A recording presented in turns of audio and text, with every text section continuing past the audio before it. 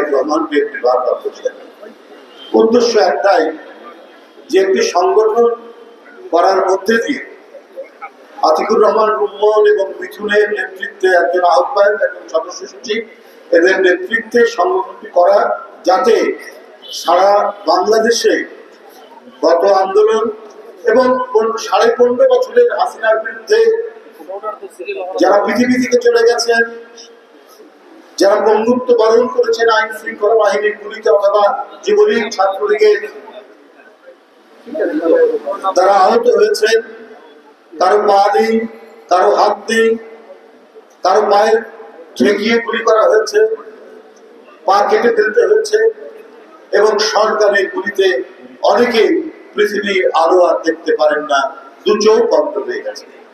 এইসব পরিবারের পাশে দাঁড়ানোর জন্যই আমরা বিএনপি পরিবার, এবং তাদের কাছে কিছুটা সামান্যতম সহযোগিতা প্রদান দলের পক্ষ থেকে, চেয়ারম্যানের পক্ষ থেকে এই সংগঠনটি করছে।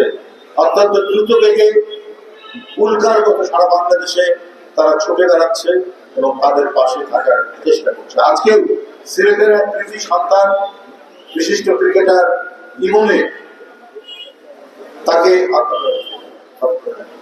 তাকে যেভাবে হত্যা করা হয়েছে, তার পরিবারের পাশে দাঁড়ানোর জন্য,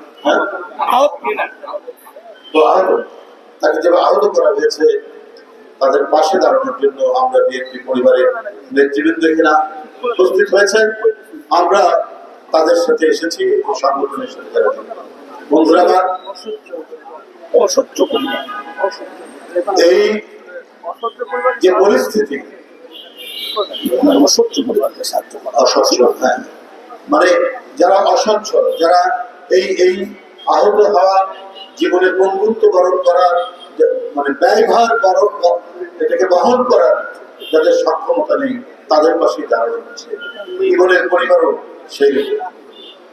যাই হোক, এই যে কাজটি, এটি একটি মানবতা ধর্মী কাজ, এবং এই কাজের জন্য তিনি যেমন রাজনৈতিক দল হিসাবে, দলের চেয়ারম্যান হিসাবে বিএনপিকে সবসময় নিয়োজিত রেখেছেন, ঠিক তেমনি একটি সংগঠন করে দ্রুত গতিতে যাতে তাদের কাছে পৌঁছানো যায় এই ব্যবস্থা করেছে।